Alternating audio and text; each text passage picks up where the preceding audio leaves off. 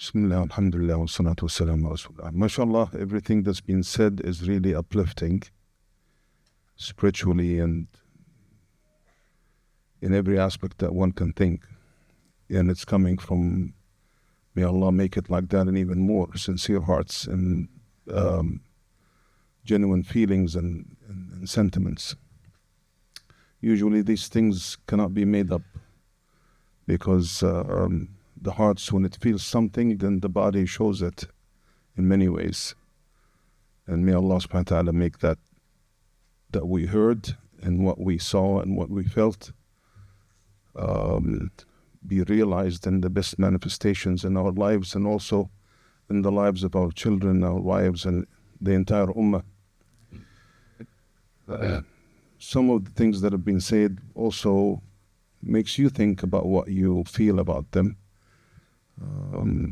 especially turning back to Allah subhanahu wa ta'ala, realizing that everything in this kingdom is actually by the King.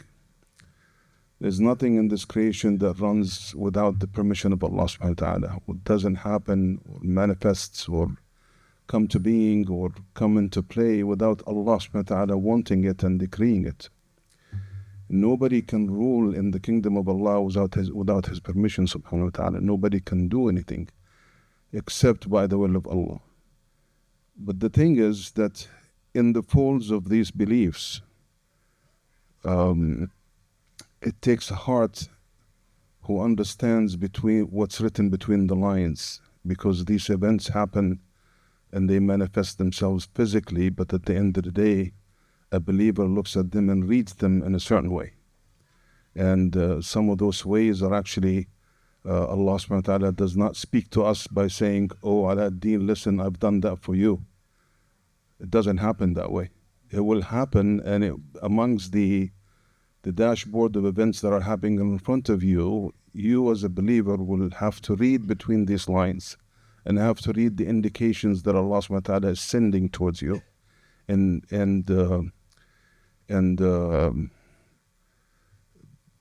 to read those and see and understand that no matter what the eye sees is actually what Allah's will is, what's the underlying and underpinning cornerstone of all of this. And at the same time, some of what was spoken is also about Rasulullah being the refuge that people go to, because he is the mercy of Allah subhanahu wa ta'ala manifested in a human being. So Rasulullah, we pray to Rasulullah and we take him as a means to come close to Allah subhanahu wa ta'ala, but at the same time we take Allah as means to understand Rasulullah and to know him sallallahu alayhi wa sallam, because Allah subhanahu wa ta'ala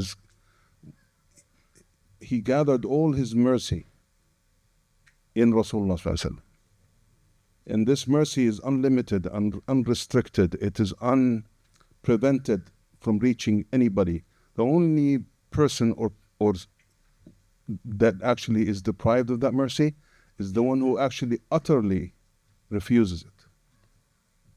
That's why Rasulullah ﷺ said in the hadith, كل أمتي يدخلون الجنة إلا من أبى.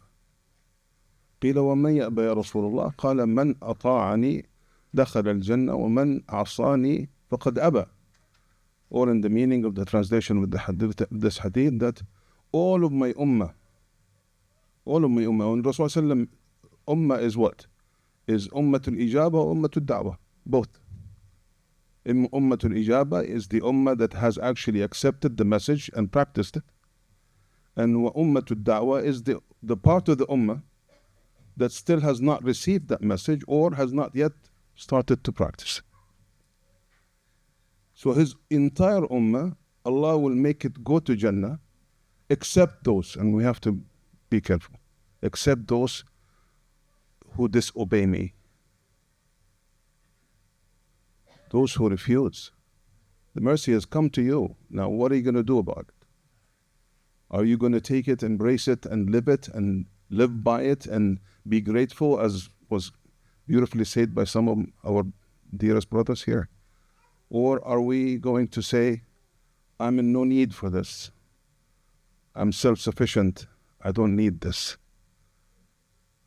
Well, this is the question that every one of us needs to answer to himself. How badly do I need that mercy which is manifested in the person of Rasulullah ﷺ, which Allah has sent to all mankind? How badly do I need it? And another hadith that really takes your heart by a big clinch is Rasulullah ﷺ saying that لا يؤمن أحدكم حتى يحب لأخيه ما يحب لنفسه. In another ayah, لا يؤمن أحدكم حتى يكون هواه تبعا لما جئت به. Or in the meaning of both hadiths, no one will have true belief or complete belief until he loves for his brother what he loves for himself.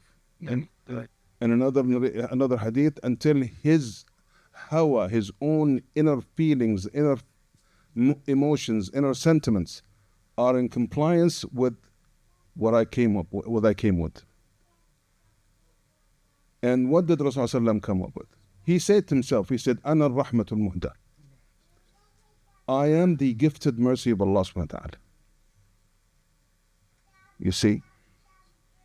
So Rasulullah, if we want to be following Rasulullah, we have to practice and we have to train ourselves and teach others the same, is that our own inner feelings and our own physical being has to be in compliance with Rasulullah, to the degree that when somebody sees me, he can easily relate to Rasulullah. That's why the alama of awliya, the sign of the awliya, is when you see them, you remember Allah. Why? How do you remember Allah when you see someone? What is the resemblance? Is it the nose, the eyes, the beard, the head? What? There's no resemblance in that domain. The resemblance is the manifestation of the akhlaqullah, sifatullah subhanahu wa ta'ala. And there is one thing that a lot of people don't understand, which is called al-haqiqa al-muhammadiyya. Al-haqiqa al-muhammadiyya is the manifestation of all of the qualities and the names of Allah subhanahu wa ta'ala in Rasulullah. So that's why no wonder when someone is a wali of Allah subhanahu wa ta'ala, when you see him you remember Allah subhanahu wa ta'ala, because you actually remembered Rasulullah. Because his akhlaq and his qualities that he is carrying with him is a true mimic and as close as possible mimication of those that Rasulullah possessed, which are in the deeper level of meanings is actually the manifestations of the names and the qualities of Allah subhanahu wa ta'ala. So for that reason, everybody needs to think now, where am I in that equation? Where am I in that scale? How am I performing? Because I can self-praise myself all I want. I can talk about myself and about my friends and my brother and about my community all I want. But when I want to judge myself, that's the scale that I need to go back to. May Allah subhanahu wa ta'ala give us that in reality. Give us that in reality. And the big sign of that reality happening in our life is that we are now going to be munkasireen. We are going to be broken before Allah subhanahu wa ta'ala. Knowing that nothing of what good that I have is actually the making of my own hand. It is actually the making and the bestowing of Allah subhanahu wa ta'ala of that quality upon me. Out of what? There is nothing that makes me deserving of that except Allah Himself choosing to bestow that upon me. Even the sin, even if someone sins, sometimes the sin itself could be a reason of elevating you before Allah subhanahu wa ta'ala. How is that? I'm not encouraging anybody or myself or anybody else to sin. All I'm saying that sometimes when we get carried away with good deeds that we do, we sometimes, I'm talking about myself, not any one of you, we think a little bit good of ourselves. We see that, mashallah, I have mentioned 100,000 of La ilaha illallah today. Mashallah. Today I have mentioned 1,000 salah on Rasulullah. Mashallah. All of these things that I'm doing, mashallah, mashallah. We have to think now, are we attributing that to Allah or are we attributing that to ourselves? So if we're attributing that to ourselves, if Allah wants to have mercy upon us, He's gonna bring your nose to the ground to make you remember that this was not you, it was me bestowing upon you. And now we need to wake up to the fact that you come back to me, broken to me, so I can elevate you. And that is why we understand one of the secrets of Tawbah is that you become Habibullah. Why someone who just sinned 5 minutes ago made Tawbah, he's elevated from a sinner to Habibullah.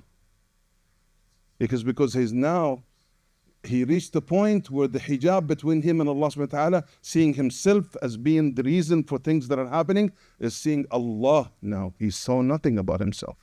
He sees Allah subhanahu wa ta'ala as being the one who bestowed and made that happen. It all boils down to what our respected brother said. Allah made them speak the four corners of what we need to do. May Allah bless their hearts and bless everyone who spoke before me. And bless everyone who's sitting and listening. So may Allah subhanahu wa ta'ala accept us all, brothers. May Allah give us the mercy in our hearts to be merciful and be loving to our brothers. And not only those, but also to the non-Muslims themselves. Don't ever have any hatred or any bad feelings towards anyone. That's a challenge. That's a challenge, because Allah subhanahu wa ta'ala, when He looks at the hearts, and that's the only focal point that Allah looks upon when He looks at us, any one of us. He wants to see a pure heart that has no feeling other than mercy, just like the feelings of the hearts of Rasulullah. نسأله سبحانه وتعالى أن يغفر لنا ويرحمنا. May Allah forgive us all and mix us upon the footsteps of Rasulullah. وجزاكم الله خير. سبحانك اللهم وبحمدك أشهد أن لا إله إلا أنت أستغفرك وأتوب إليك.